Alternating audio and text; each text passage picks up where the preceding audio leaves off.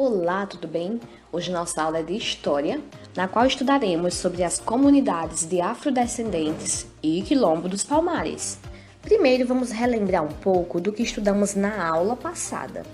Nós vimos que os negros africanos eram vendidos lá na África como escravos, não é verdade? E os portugueses, quando chegaram lá na África, eles compraram os escravos, primeiramente os escravos que já eram escravos, e depois eles foram comprando aqueles que também não eram.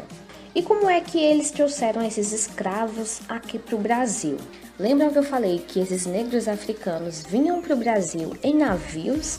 E esses navios eram chamados de navios negreiros justamente por trazer esses negros. Só que esses navios vinham cheios demais e as condições em que esses escravos vinham eram condições desumanas. Muitos morriam de doenças, de fome, era uma situação de calamidade. Esses escravos desembarcavam nas cidades do Rio de Janeiro, Recife e Salvador. Esses eram os principais locais que eles ficavam quando chegavam aqui no Brasil. E quando eles chegavam aqui, eles eram forçados a trabalhar. Eles trabalhavam principalmente nos engenhos de cana-de-açúcar, que era na produção de açúcar, e nas lavouras, entre outras coisas, serviços domésticos e outros serviços. E em que local eles ficavam alojados? Eles ficavam em locais chamados de senzalas, que eram essas casas aí grandes em que todos tinham que ficar, um em cima do outro, mas tinham que ficar. Lembra também que eu falei que se um escravo quisesse ser liberto, ele teria que juntar bastante dinheiro para comprar a sua carta de alforria. Então ele tinha até esse direito de ser livre, mas teria que juntar muito dinheiro. E a liberdade é algo que todos devemos ter, e todo povo deve lutar por ela.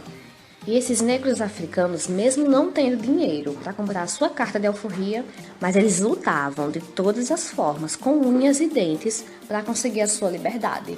Porque a liberdade é algo que nós deveríamos ter desde sempre, né? Mas infelizmente naquela época a liberdade era algo muito difícil, então eles tinham que lutar mesmo para consegui-la.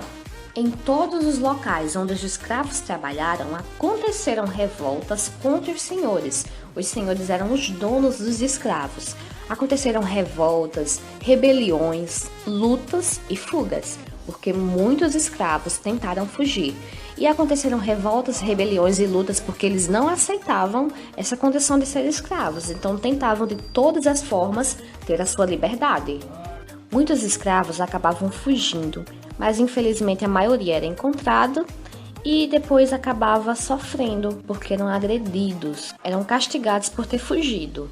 Mas mesmo assim, os escravos lutaram desde o começo da escravidão. Aí você pode perguntar, para onde esses escravos iam quando conseguiam fugir, sem ser pegos? Alguns escravos fugitivos organizavam-se em quilombos. Mas o que são quilombos? Quilombo era um lugar de refúgio que geralmente ficava em florestas.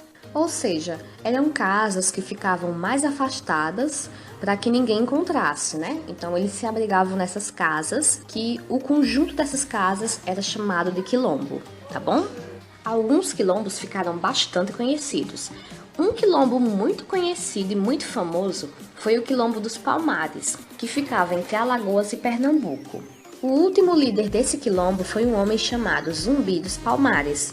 Zumbi foi traído, preso e morto. Só que como ele era um homem tão importante para os escravos, em sua homenagem ergueram um memorial na Serra da Barriga. Então, até hoje nós temos esse memorial que foi erguido em homenagem a esse homem, a Zumbi dos Palmares. Esse homem foi tão importante para os escravos que a morte dele, que aconteceu no dia 20 de novembro de 1695, foi tomada como marco para o Dia Nacional da Consciência Negra. Então, o dia 20 de novembro, que hoje é comemorado o Dia da Consciência Negra, é um dia de lembrar a resistência do povo negro para avançar na luta por uma sociedade livre de toda forma de opressão. E aí, como será que os escravos se sentiam quando sabiam que existiam quilombos, que existiam lugares que eles podiam ir para poder se refugiar? Saber da existência dos quilombos fazia com que muitos escravos sonhassem com uma vida melhor. Então eles acabavam tendo o sonho de fugir e ir para esses quilombos, porque lá eles poderiam conseguir uma vida melhor, eles poderiam tentar uma vida melhor. E isso também estimulava novas fugas, o que era uma ameaça à colonização e à exploração no Brasil. Então os portugueses não gostavam nada disso, porque quanto mais escravos fugiam, menos trabalhadores iam ter, não é verdade? Isso acabaria afetando a colonização e a exploração no Brasil, porque não ia ter gente para trabalhar e explorar o Brasil. Então, para os portugueses ia ficar bem complicado. Por isso que eles ficavam atrás desses fugitivos. Os donos dos escravos perseguiam os escravos que fugiam para quê? Primeiro, para recuperar os escravos fugidos e segundo, para destruir os quilombos. Então, eles não apenas recuperavam os escravos que fugiam, eles também iam lá e destruíam aquelas casas, aqueles refúgios, destruíam os quilombos. Por quê? Para evitar que mais escravos ficassem ali. Por isso que eles acabavam matando os líderes daqueles quilombos também. E dessa forma mataram Zumbi dos Palmares, como a gente já viu. Será que a vida nos quilombos era uma vida fácil e por isso os escravos fugiam para lá? Não, não era uma vida fácil, mas para eles era melhor que a escravidão, porque lá eles não iam ficar apanhando o tempo todo, eles não iam ser forçados a trabalhar contra sua vontade, então eles preferiam isso, mesmo que passassem fome, mas eles preferiam dessa forma. Lá nos quilombos, os escravos viviam da agricultura. Eles plantavam, colhiam, então acabavam sobrevivendo de alguma forma. E aí, você pode se perguntar, será que existem quilombos ainda hoje?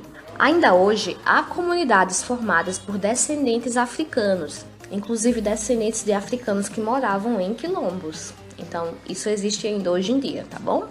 E essas comunidades são chamadas de quilombolas.